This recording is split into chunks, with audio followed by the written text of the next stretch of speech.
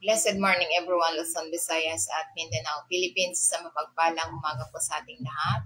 So welcome po sa ating gawain sa The Word God Spirit and Life Ministry live stream YouTube channel and Facebook channel.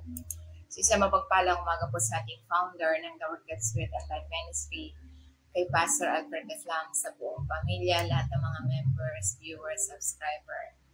Good morning po sa ating lahat. So tayo po ay sa mapagpalang umaga din po sa ating pastor sa Bohol kay Pastor Jupilo Yumo, sa Cebu kay Pastor C. Pinote, sa Claveria kay Pastor Gio Kaslaman sa kanyang assistant, kay Pastor Perla Catarata, at sa Claveria Mati kay Pastor Bernie Sinagunya. So good morning po sa ating lahat, Luzon, Visayas at Mindanao, Philippines, lalong-lalo na sa San Isidro Homes, Cabuyao, lahat ng mga members, viewers, subscriber ng The Word God Spirit and Life Ministry San Isidro Homes, Cabuyao, lahat ng mga sumusuport sa ating gawain sa pagsa-subscribe, pag-share. So, maraming salamat po. So, tayo po ay madalangin sa Panginoon, lalo sa San Isidro Homes, Cabuyao, lahat ng mga members, viewers, subscriber na ibinadala dito sa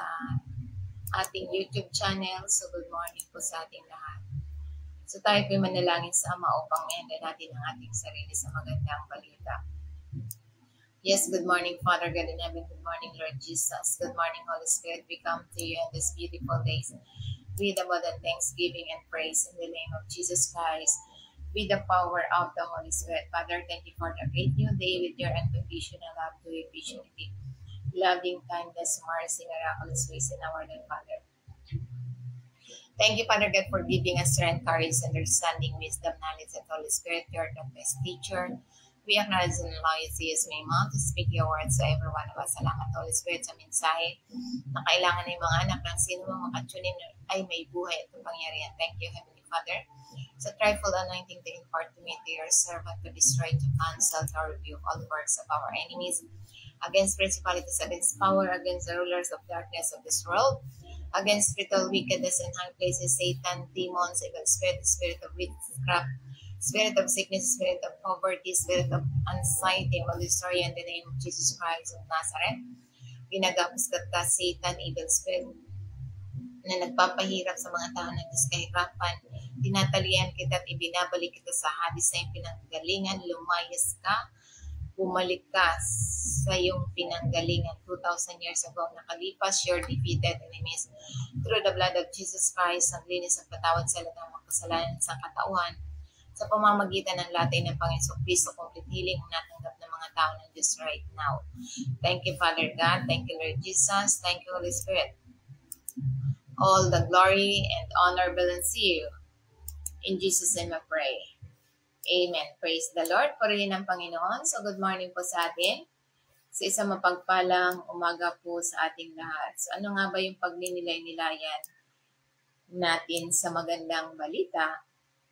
So ito yung sinasabi sa banal na kasulatan na dapat tayo ay lagi tayong magninilay-nilay, lagi tayong magbabasa ng Biblia, sapagkat hindi lamang nabubuhay ang tao sa tinapay, ngunit sa salita na nagmumula sa bibig ng Diyos. So kaya nga, ito yung sinasabi, ang pundasyon ng anumang matibay na lipunan ay hindi ang gobyerno or ekonomiya.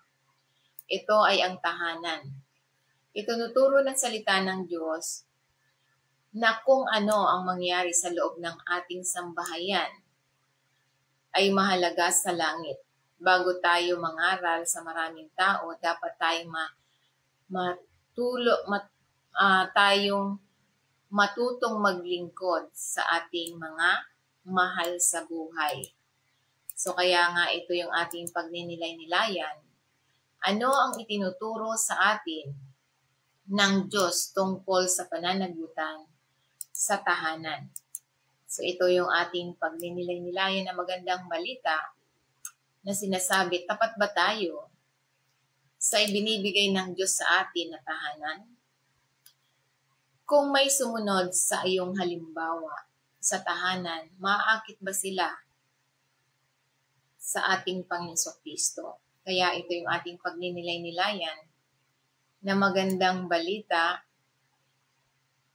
na sinasabi ano ang itinuturo natin sa atin ng Diyos tungkol sa pananagutan sa pamilya. So kaya sinasabi sa 1 Timothy chapter 5 verse 8, sabi niya rito, ito yung sinasabi sa banal na kasulatan, ang sino mang hindi nag-aalaga sa kanyang mga kamag-anak at lalong-lalo na sa kanyang sariling tahanan, sambahayan, ay tumatanggi sa pananampalataya at mas masahol pa kaysa hindi mananampalataya. Kaya ito yung sinasabi sa banal na kasulatan na yung mga taong hindi marunong mangalaga sa kanilang pamilya ay mas masahol pa sa hindi sumasampalataya. So, ibig sabihin, ito yung mahigpit na binibigyan diin ang kalagahan ng pangangalaga sa pamilya, lalong-lalo na sa particular sa mga pangangailangan ng kanyang pamilya. Ang paglalaan para sa ating pamilya ay hindi lamang isang tungkulin kundi isang espiritual na responsibilidad, isang salamin ng tunay na pananampalataya. So ang pagpapabaya dito ayon kay Apostol Pablo ay malubhang kabiguan na nagpapahina sa bawat mananampalataya na patutuo sa isa. Kaya nga ito'y sinasabi na malakas na salita ni Apostol Pablo dahil ang pangangalaga sa pamilya ay sumasalamin mismo sa puso ng Diyos. Kung pababayaan natin ito, hindi lang tayo nabibigo. Lumalakad din tayo sa pagsalungat sa mga utos ng Diyos. Kaya nga ito'y nagpapakita kung gaano kaseryoso ang Diyos sa ating mga responsibilidad sa tahanan. So kaya nga ito yung ating pagninilay-nilayan na magandang balita. So ito yung sinasabi na yung mga responsibilidad na itinuturo sa atin ng Diyos sa tahanan. Ito yung mga responsibilidad. Una, ito yung love consistently. So, ibig sabihin, ito yung mga responsibilities natin na itinuturo sa atin ng Diyos sa ating tahanan, sa ating pamilya. Kailangan upang magmahal tayo ng tuloy-tuloy. Ito yung sinasalamin nito na panay, hindi nagbabagong pag-ibig ng Diyos sa nagbabagong mundo. So ito yung tuloy-tuloy. To love consistently. Ito yung sinasabi na true love isn't just a feeling. So ibig sabihin, ang pagmamahal, ang tunay na pag-ibig ay hindi lamang isang pakiramdam. Ito'y isang tapat na pagpili na isinasabuhay sa mga aksyon, pasensya, at biyaya araw-araw. So yung patuloy na pag-ibig ay sumasalamin sa puso ng Diyos na hindi tumitigil sa pagmamahal sa atin kahit na tayo ay nabigo. Sa mundo ng puno ng conditional na pag-ibig, tinawag tayo ng Diyos na maging mga taong nagmamahal ng tapat at walang pag-iwas. So ito yung tinuturo sa bawat isa sa atin. Isang mapagpalang umaga po sa ating million viewers kay Doña Erlyn Mercado. So good morning, Doña. Maraming salamat sa patuloy na nakikinig na magandang balita. So kaya nga ito yung sinasabi na kung tayo nagmamahal sa Panginoon, patuloy tayong nagmamahal sa Kanya sa pamamagitan ng pagpapakita natin ng Kanyang pagmamahal sa Kanyang salita. Ibig sabihin, lagi tayong nakikinig ng Kanyang salita. Yan yung sinasabi sa banal na kasulatan na sinasabi sa Ephesians chapter 5 verse 25, Husband, love your wives just as Christ loved the church and gave Himself up for her. Ibig sabihin, ibigay natin sa Kanya ang tunay na walang kondisyong pag-ibig sa mga asawa. asawang babae or asawang lalaki.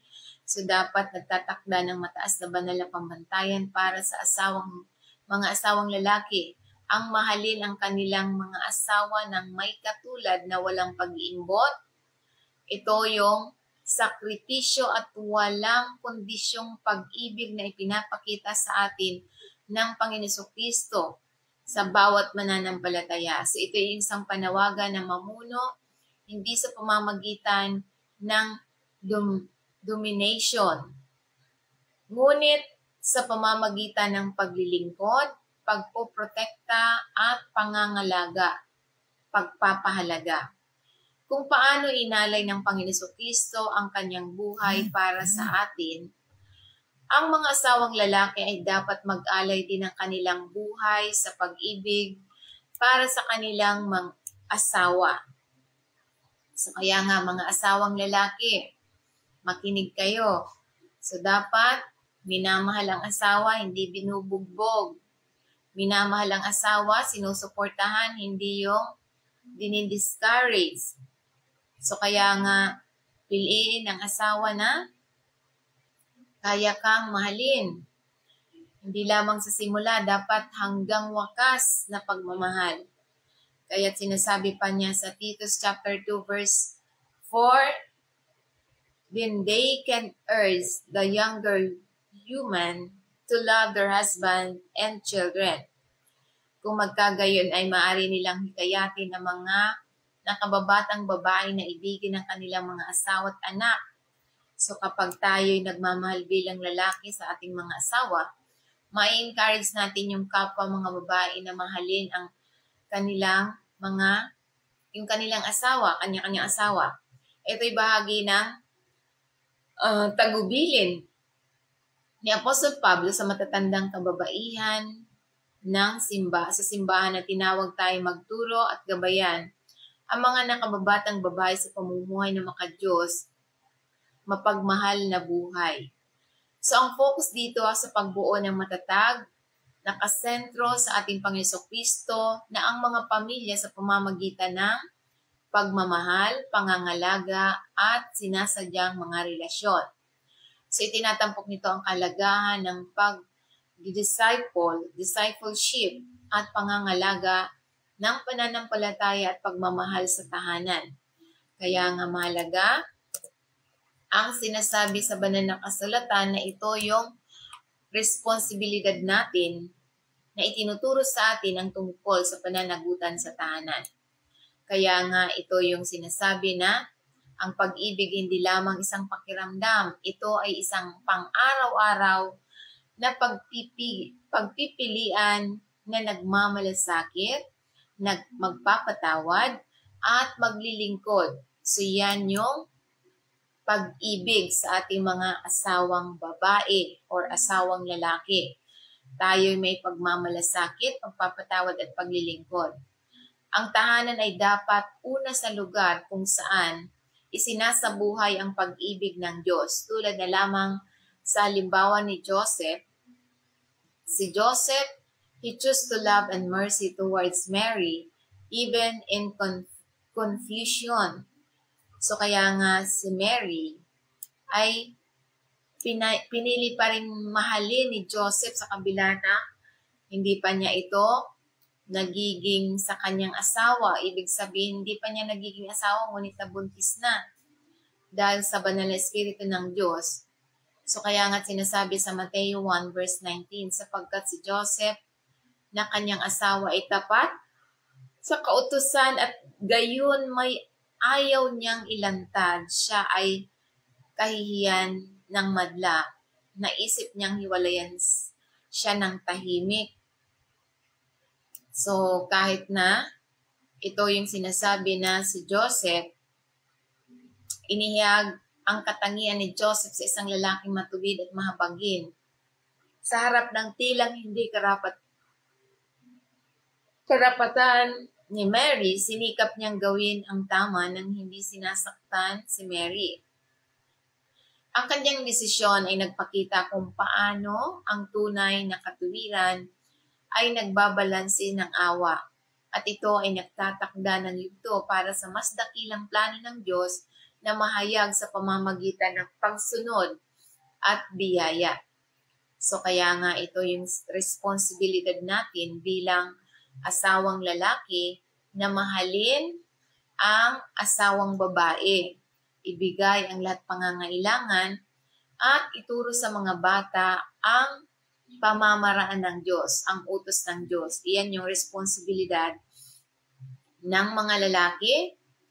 Ibigay ang pangangailangan ng pamilya, mahalin, pangalagaan, at ituro sa mga anak ang salita ng Panginoon.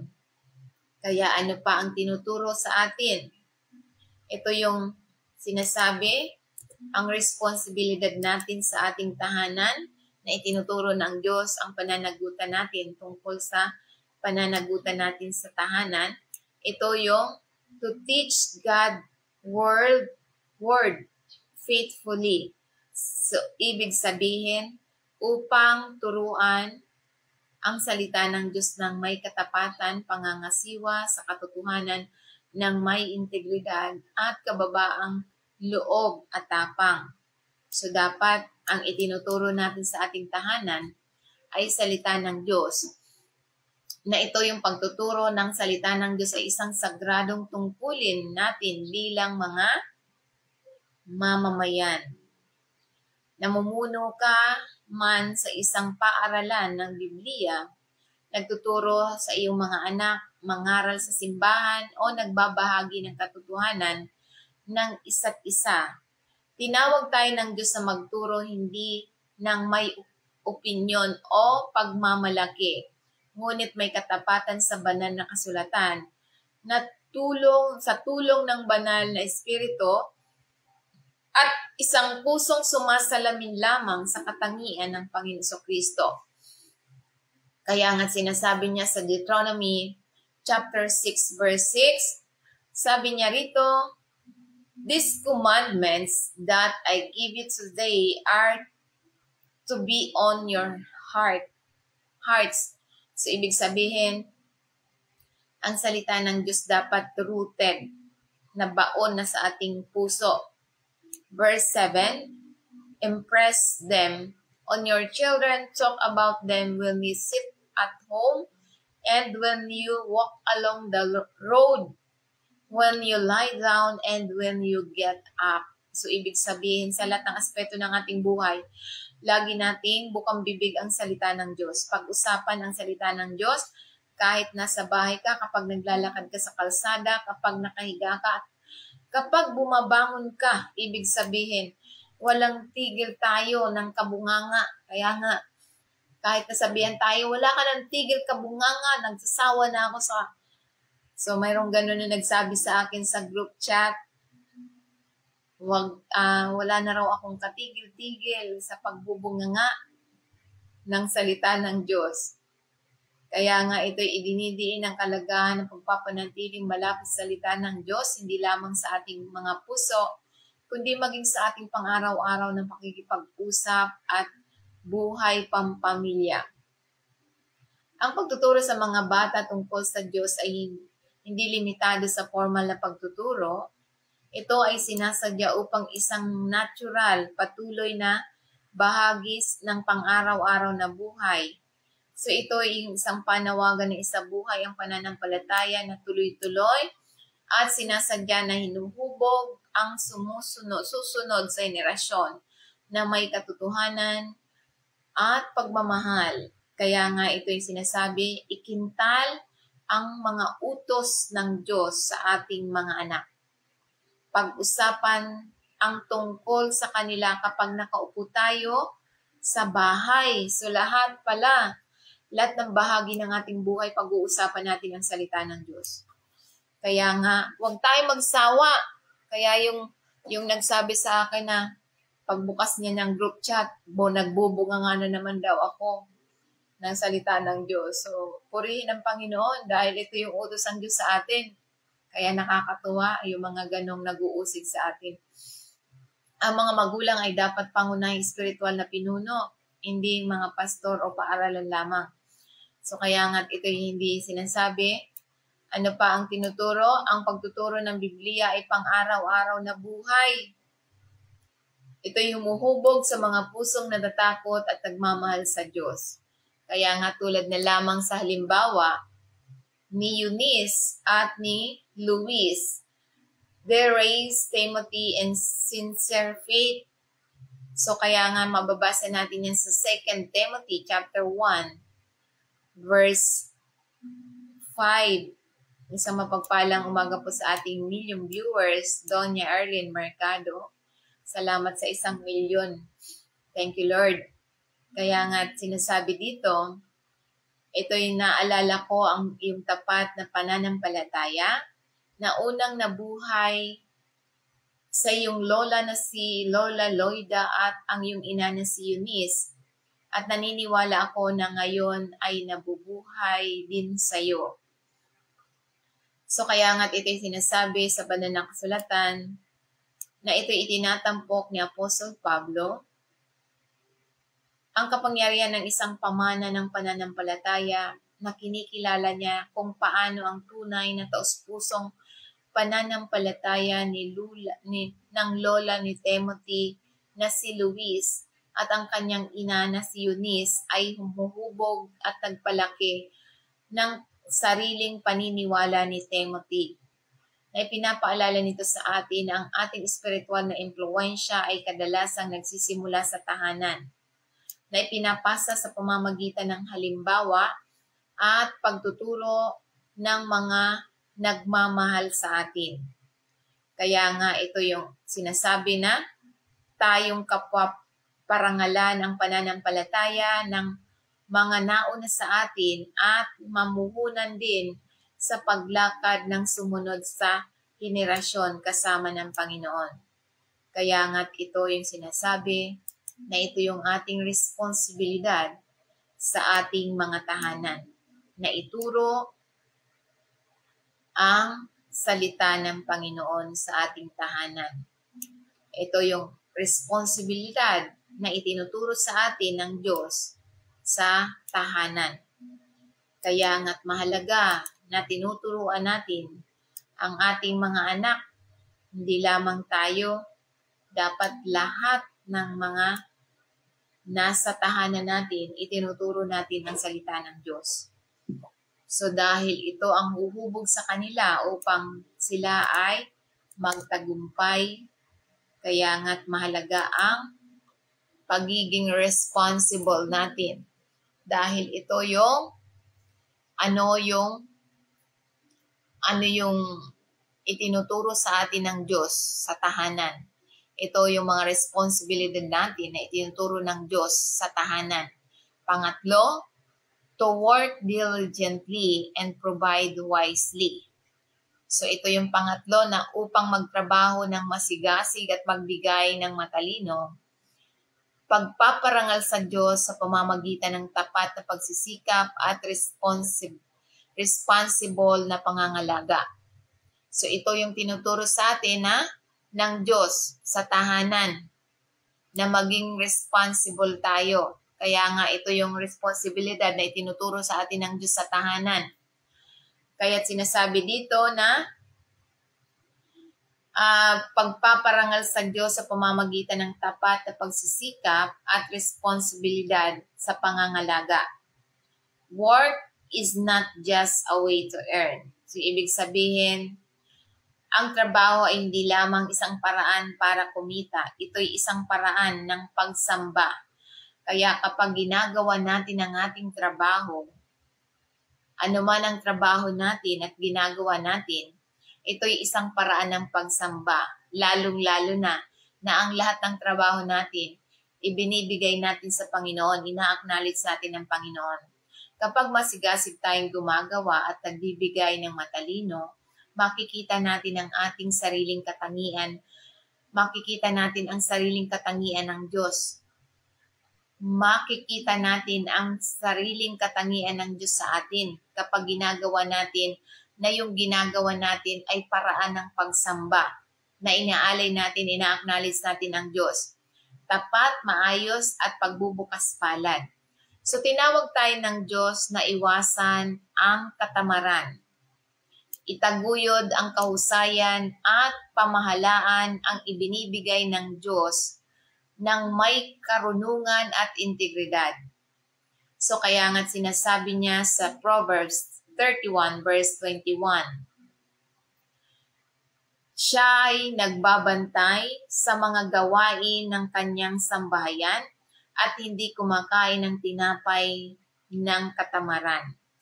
So ito yung katangian na mga sinasabi sa isang tahanan, sa isang babaeng na nasa tahanan. Ito yung kasibagan at matalinong pamamahala ng babaeng banal. Ibig sabihin siya ay matulungin, kaya bilang mga babae, so tutulungan natin ang ating asawang lalaki. So kailangan natin na maging matulungin sa pangangailangan at gawain ng tahanan. Proactive na pinangangasiwaan ang lahat ng kinakailangan upang mapanatiling tayong maging maunlad. Sa pagtanggi sa tinapay ng katamaran, tinutulad niya ang kasipagan, responsibilidad at disiplina sa sarili.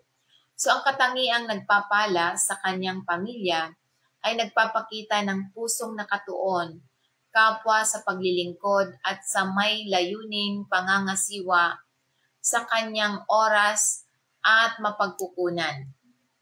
Kaya nga't sinasabi niya, sa Colossians 3 verse 23, whatever you do, work at it with all your heart as working for the Lord. So ito yung dapat na katangian na ginagawa natin bilang mga mananampalataya. Babae, lalaki, ito yung dapat asawang babae, asawang lalaki, ito dapat yung ginagawa natin. Na ginagawa natin ang lahat, maging sa trabaho, maging sa lahat ng aspeto ng ginagawa natin. Ginagawa natin ito for God's glory. Gumagawa tayo para sa Panginoon. Kaya kapag ginagawa natin ito para sa Panginoon, gaano man kahirap, gaano man kabigat, magiging magaan sapagkat hindi ka lang nag-iisa na gumagawa dahil ina-acknowledge mo ang Diyos sa iyong ginagawa. Kaya nga kahit mahirap, magiging magaan dahil magiging madali dahil sa ina-acknowledge natin ang Diyos na siya'y gumagawa para sa atin. Ginagawa natin ang lahat para sa atin, para sa Panginoon dahil ang ginagawa ng Diyos para sa atin, siyang gumagawa para sa atin. Kaya ito yung ginagawa din natin, ang lahat ng ginagawa natin dito sa sanlibutan para sa Diyos. So kaya nga, dahil ang Diyos gumagawa para sa ating ikabubuti, so dapat ganun din tayo, ginagawa din natin ang lahat para sa Panginoon. So kaya nga't ito'y tinatawag tayo ng buong pusong dedikasyon sa bawat gawain. Malaki o man o maliit, na alam na ang ating boss ay ang Panginoon mismo. So nagtatrabaho tayo para sa Panginoon. Siya ang ating boss. Kapag nilapitan natin ang ating trabaho, relasyon at paglilingkod ng may ganitong pag-iisip, binabago nito kahit nasa pinakamundo na mga tungkulin sa mga gawaing pagsamba. Ito nagpapaalala sa atin na ang ating mga motibo at pagsisikap ay mahalaga sa Diyos at nasa paggawa ng lahat ng bagay para sa Kanya.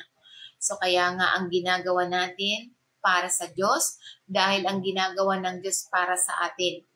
So siya ang gumagawa para sa ating kabubuti. Kaya dapat proactive tayo na yung ginagawa natin para sa Diyos.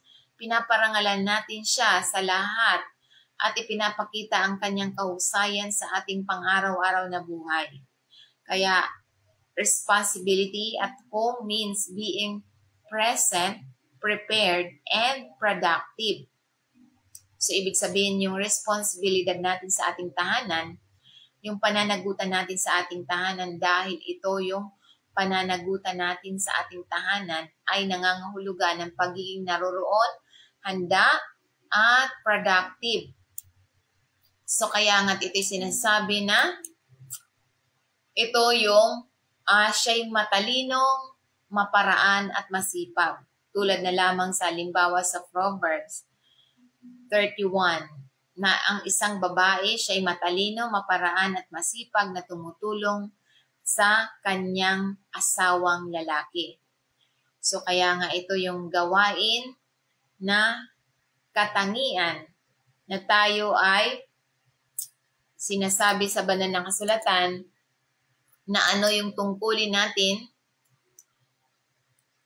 ang turo sa atin, God's teaching us about responsibilities at home. So ito yung ating mga responsibilidad na itinuturo sa atin ng Diyos sa tahanan.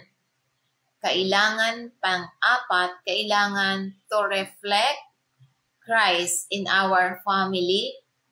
So ibig sabihin, upang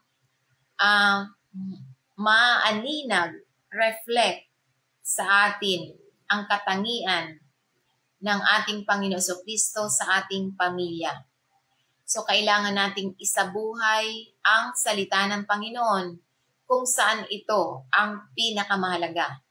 So para ito yung responsibilidad natin na itinuturo sa atin ng Diyos. Kaya nga ano ang itinuturo sa atin ng Diyos tungkol sa responsibilidad natin sa ating tahanan. Kaya ito yung responsibilidad na itinuturo sa atin ng Diyos sa tahanan na kailangan maaninag sa atin ang katangian ng Diyos sa ating pamilya.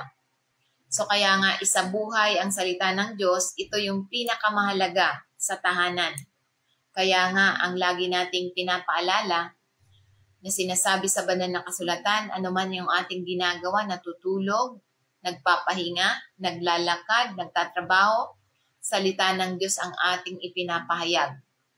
Ang tahanan kung saan ang pag-ibig ay sinusubok, ang pagkatao ay nahahayag, at ang ebanghelyo ay sinasabuhay araw-araw. So ito yung pagpapakita ng katangian ng Panginoon Jesucristo sa ating pamilya ay nangangahulugan ng pagiging matyaga kapag ito ay mahirap, mabilis na magpatawad, paglilingkod ng may pagpapakumbaba, at pagmamahal ng walang pag-iimbot, walang pasubili tulad ng ginagawa ng Panginoon Jesucristo para sa atin. Ito yung pinakadakilang patotoo na maibibigay natin ay maaring hindi sa isang sermon. Ngunit ito kung paano natin tratuhin ang mga tao sa ilalim ng ating sariling tahanan. So yan ang sinasabi ng banal na kasulatan na ito yung responsibilidad natin na itinuturo sa atin ng Diyos sa ating tahanan. Dahil sabi niya, what is God teaching us about responsibility at home? So ito yung responsibilidad na itinuturo sa atin ng Diyos sa tahanan.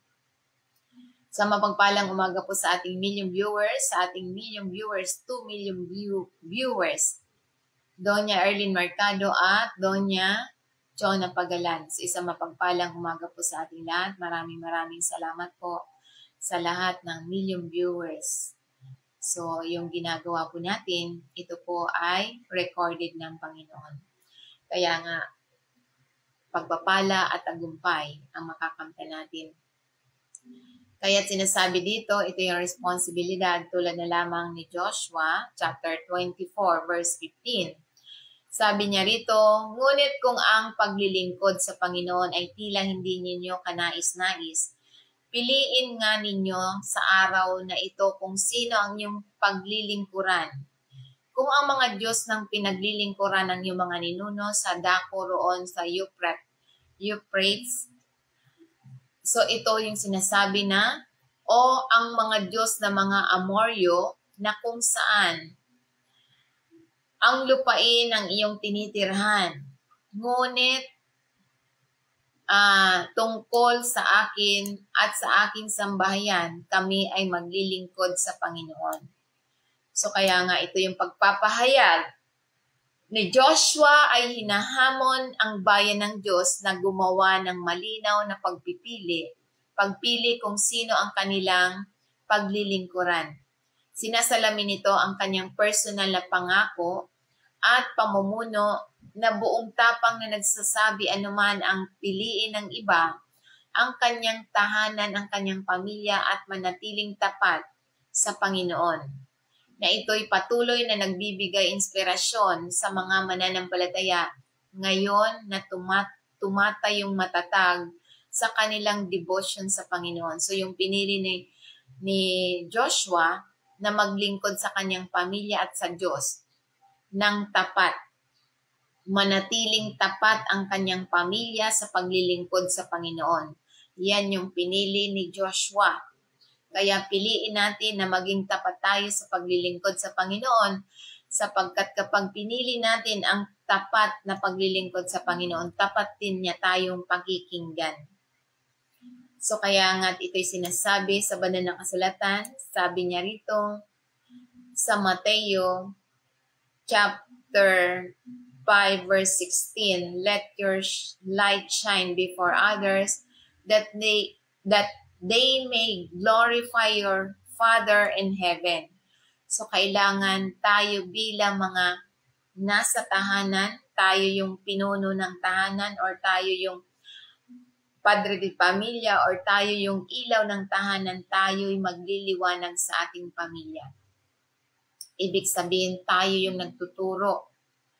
Tayo yung may responsibilidad na maging ilaw tayo ng tahanan. Ibig sabihin, tayo, yung katangian ng Panginoong Kristo makikita sa atin, tayo isang pagpapala. Kaya nga ito yung sinasabi, hindi mo kailangan ng entablado para mangaral. Ang iyong mesa or kusina, ang iyong pulpito. So kaya nga sa tahanan magsisimula, hindi natin kailangan na kailangan bago tayo lumabas ng tahanan, kailangan ipangaral natin sa ating sambahayan, sa ating pamilya. Kaya nga, ito yung makadiyos na tahanan ay naging patotoo sa mga nakapaligid sa atin. Panauhin at mga susunod na henerasyon.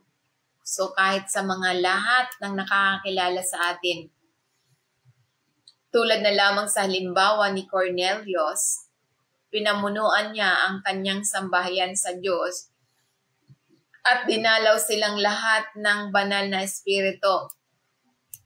Si isang pinuno na may takot sa Diyos ng kanyang tahanan, si Cornelius. So ito yung isang makapangyarihang halimbawa. Isang Romanong senturyon ay isang makapangyarihang halimbawa ng isang taong tumutugon sa espiritual, may takot sa Diyos, na nagpakita ng kanyang pananampalataya sa kanyang pamilya at komunidad. Bagamat hindi siya Hudyo sa pamamagitan ng pamana, ang kanyang puso ay ganap na nabaling sa Diyos at ang kanyang impluwensya ay umabot hindi lamang sa kanyang sambahayan, kundi pati na rin sa kasaysayan habang ginagamit siya ng Diyos upang buksan ang pinto ng Ebanghelyo sa mga hintil. So kaya nga, ito yung mahalagang mensahe na tinuturo sa atin. Ginagampanan ko ba? Ito yung ating pagninilay-nilayan sa ating sarili. Ginagampanan ko ba ang aking bigay Diyos na tungkulin sa tahanan? So ito yung dapat nating itanong sa ating sarili. Dahil ang sinasabi ng Panginoon, what is God teaching us about responsibilities? Responsibility at home. So kaya ito yung responsibilidad natin sa ating tahanan na dapat ituro natin ang salita ng Diyos. Kaya nga sinasabi niya, kahit anong gawin natin sa latang aspeto ng ating buhay, nakahiga ka man, naglalakad ka man, at nagpapahinga, nakaupo ka man, o nasa lansangan ka man, ang responsibilidad natin na ituro sa ating tahanan ang salita ng Diyos. Kaya nga, ang katanungan, ito yung pagninilay-nilayan nating katanungan. Ginagampanan ko ba ang aking bigay Diyos na tungkulin sa tahanan? Amen, Bini. So, ginagampanan natin. Nararamdaman ba ng aking pamilya na minamahal, ligtas at espiritual na pinangungunahan? So, kaya nga, praise the Lord, nararamdaman natin yan. Kaya nga, anong isang lugar sa bahay ang kailangan kong mas isuko sa Diyos? So, ano ba yung kailangan mong isuko? So, kailangan kong yung ating anak, yung kung may asawa, dapat isuko natin sa Panginoon na siya ay maging makatagpo natin ang Panginoon. Dahil kapag nakatagpo natin ang Panginoon, mababago tayo. So kaya nga, ito yung sinasabi sa banal na kasulatan na ito yung responsibilidad natin sa ating tahanan. Na itinuturo ng Diyos sa bawat isa sa atin na maging responsibility tayo na what is God teaching us about responsibility at home. Na ito yung tinuturo sa atin, yung mga responsibilidad natin sa ating tahanan. Na sinasabi sa banal na kasulatan na dapat tayo ay ang ating tahanan, mahalin natin ng tuloy-tuloy. Hindi yung sa simula lang. Yan yung una nating responsibilidad na itinuturo sa atin ng Diyos na mamahalin natin ang ating pamilya ng tuloy-tuloy. Hindi nagbabagong pag-ibig dahil ang Diyos hindi nagbabago ang pag-ibig sa atin. Kailangan tuloy-tuloy tayong iniibig natin ang ating mga mahal sa buhay, yung ating asawa, pamilya. Yan yung unang responsibilidad natin sa tahanan. Pangalawa, kailangan natin turuan natin ng salita ng Diyos ng may katapatan.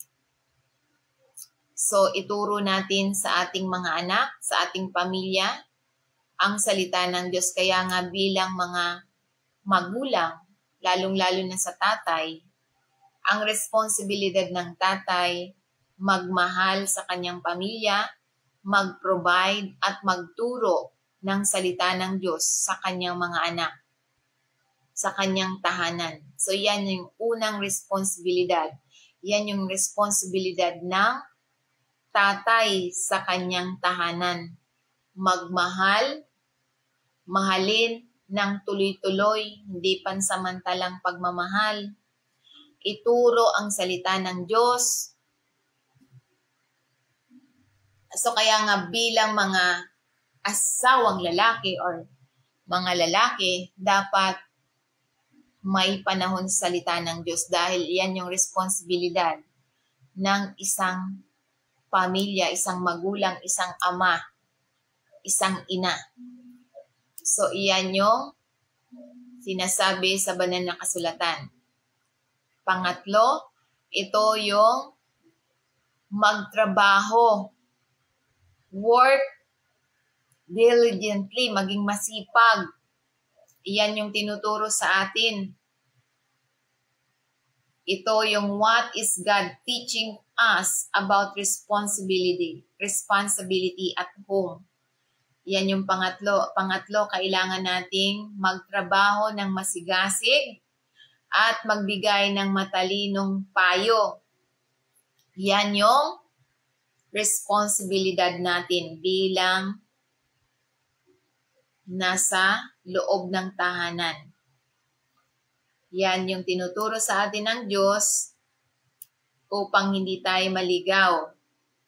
So, magtrabaho, hindi yung umasa sa kailangan nagtutulungan lahat. Asawang lalaki, babaeng asawa at mga anak. Kung kaya na ng anak, magtumulong ang mga anak sa pagtatrabaho. Dahil ito yung responsibilidad natin na maging masigasig, maging masipag, at maging matalino bilang mga asawang lalaki, mag-provide, magtrabaho, maging masipag, at ibigay ang pangangailangan ng kanyang asawa. Bilang babae, kailangan natin na suportahan natin ang mga gusto ng asawa. Pangarap man yan, magsuportahan. Babae, lalaki, or mga anak. Yan yung gawain natin. Responsibilidad natin na itinuturo ng Diyos sa ating tahanan. Kung sinong nangangailangan, magtulungan. Pananagutan sa tahanan ay nangangahulugan ng pagiging naroroon, handa at magiging productive. Kasama ang pagpo-provide, hindi lamang pera, kailangan natin ng oras. Kailangan may oras ka sa pamilya. Mahalaga ang pera, pero mas mahalaga din na may oras ka sa pamilya.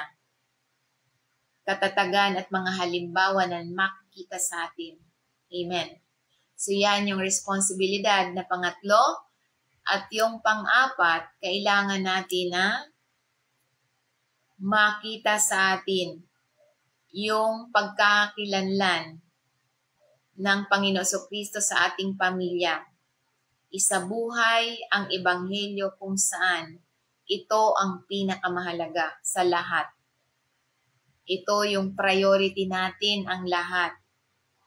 Bago yung hindi natin kayang magmahal kung hindi natin alam ang salita ng Diyos. Ito yung pinakamahalagang itinuturo natin sa ating pamilya. Dahil ang lahat, to follow na lang. Kung alam mo ang salita ng Diyos, maisasabuhay mo ang pagmamahal. Kung alam mo ang salita ng Diyos, maisasabuhay mo ang magiging masigasig ka sa paghahanap buhay. So kaya nga, ito yung sinasabi sa banal na kasulatan na mahalaga kung ang salita ng Diyos na dapat manaig. Manaig ang katangian ng Panginoon Jesucristo na maisasabuhay natin sa ating pamilya. So kaya nga, yung lahat ng bagay, magiging susunod na lamang yan kung alam natin na makikita sa atin ang katangian ng Panginoon Jesucristo. Dahil ito yung pinakamahalaga na makikita sa atin. Kaya nga't mahalaga ang salita ng Diyos dahil ito yung pinakamahalaga sa lahat na makita sa atin yung responsibilidad natin bilang isang tahanan. So kaya nga, iyan yung apat na itinuturo sa atin ng Diyos na maging responsibilidad tayo sa ating tahanan. So yung una, yan yung sinasabi na kailangan natin na magmahal. Pangalawa, dapat ituro sa atin. Ituro ang salita ng Diyos. Yan yung pangalawa. At ang pangatlo, yan yung sinasabi na maging masigasig tayo sa pagtatrabaho.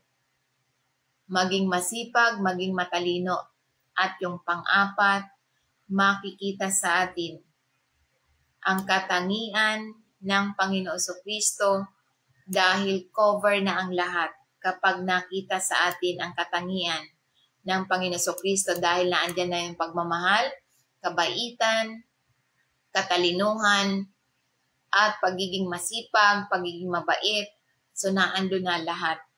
So kaya nga ito yung apat na responsibilidad na itinuturo sa atin ng Diyos sa tahanan. So kaya't mahalaga na alam natin kung ano yung responsibility natin bilang mananampalataya.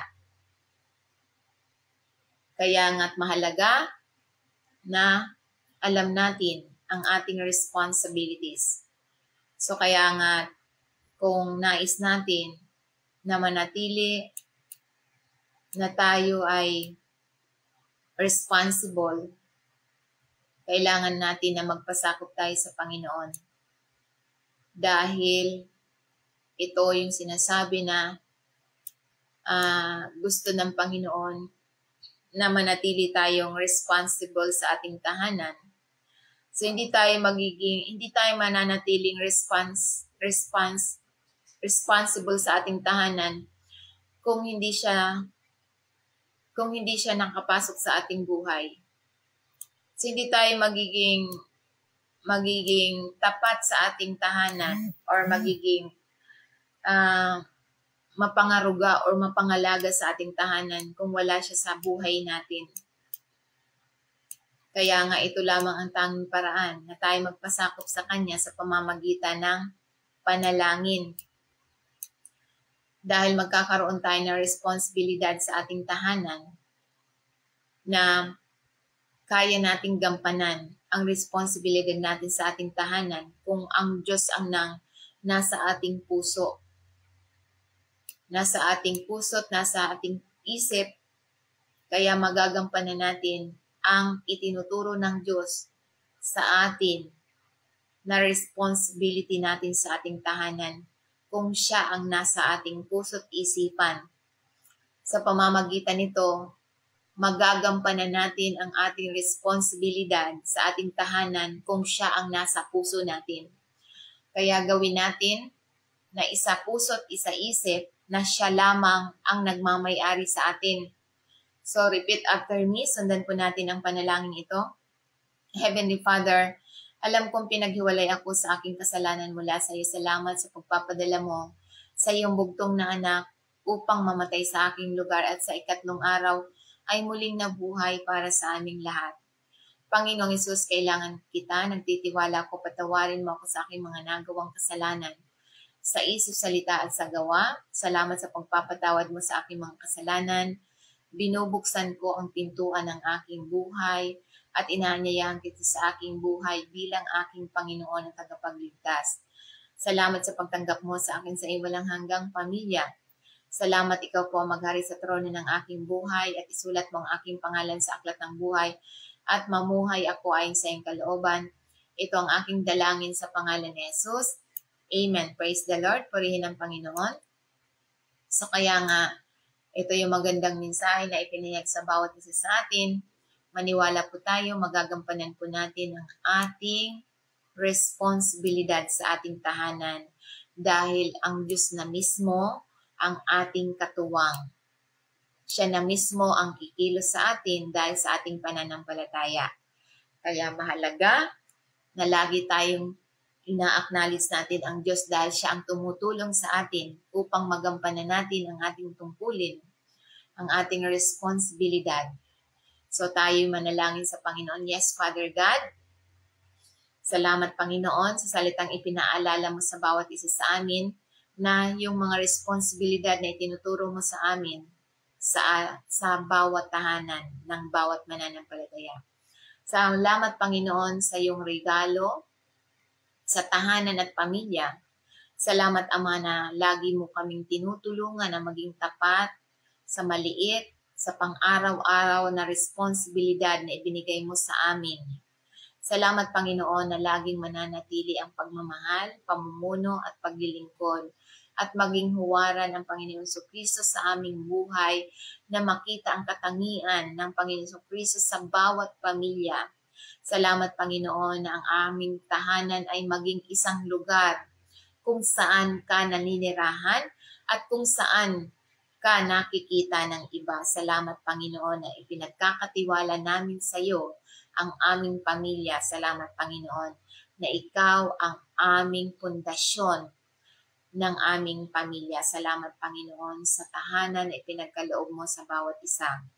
Salamat Panginoon na sa pamamagitan ng iyong pagmamahal sa bawat isa, punong-puno ng biyaya, punong-puno ng kaligayahan, kapayapaan, tagumpay ang bawat pamilya, ang bawat tahanan. Salamat Panginoon sa tahanan na ipinagkaloob mo sa bawat pamilya. Salamat Panginoon na punong-puno ng kaligayahan, pagkakaisa, pag-ibig at biyaya sa bawat pamilya na ipinagkaloob mo sa bawat isa, sa iyong mga anak, sa iyong anak sa Luzon, Visayas at Mindanao at whole world, lalong-lalo na sa aming kapatid sa pananampalataya sa The Word, the Spirit and Life Ministry, sa lahat ng mga members, viewers, subscriber. Thank you, Father God. Salamat sa pamilya na punong-puno ng pagmamahal na ipinagkaloob mo sa bawat isa. Punong-puno ng biyaya, tagumpay, punong-puno ng spiritual na pagpapala, financial, physical, emotional na pagpapala, na wala ng sapat na silid na kalalagyan ng mga pagpapalang ipinagkaloob mo sa bawat tahanan, sa bawat pamilya, hanggang sa iyong pagbabalik, Panginoon. Salamat, Panginoon. You're the best shipper, you're the great physician, you're the best provider. At salamat, Panginoon, sa lahat ng nangangailangan ng healing right now. Receive healing right now in the name of Jesus Christ of Nazareth. From head to foot is normal sa pamamagitan ng latay ng Panginoon Kristo. Complete healing ang natanggap ng mga tao ng Diyos. Thank you, Father God, na walang mananatiling may sakit sa iyong mga anak. Walang mananatiling mahirap sa iyong mga anak. Thank you, Father God. Salamat, Panginoon, na walang mananatiling nababalisa sa iyong mga anak sapagkat ikaw yung the best shipper, the great physician, the best provider, Father God. Salamat, Panginoon. Ikaw lamang ang aming pinaka mataas na pagpupuri sa iyo lamang, Panginoon, na mabubuhay kami ng 120 years na maglilingkod sa iyo. Thank you, Father God. Salamat sa mga habang buhay at magandang buhay at masayang buhay na ipinagkaloob mo sa bawat tahanan. Thank you, Father God. Thank you, Lord Jesus. Thank you, Holy Spirit. All the glory and honor belongs to you. In Jesus' name I pray. Amen. Praise the Lord. Purihin ang Panginoon. God bless at ingat po tayong lahat. Isang mapagpalang umaga po sa ating million viewers, Doña Chona Pagalan at Doña Erlyn Mercado. Salamat po sa lahat ng mga viewers, subscriber. God bless at ingat po tayong lahat. Bye for now. Hanggang sa muli po nating gawain. God bless at ingat po. Praise the Lord. Purihin ang Panginoon.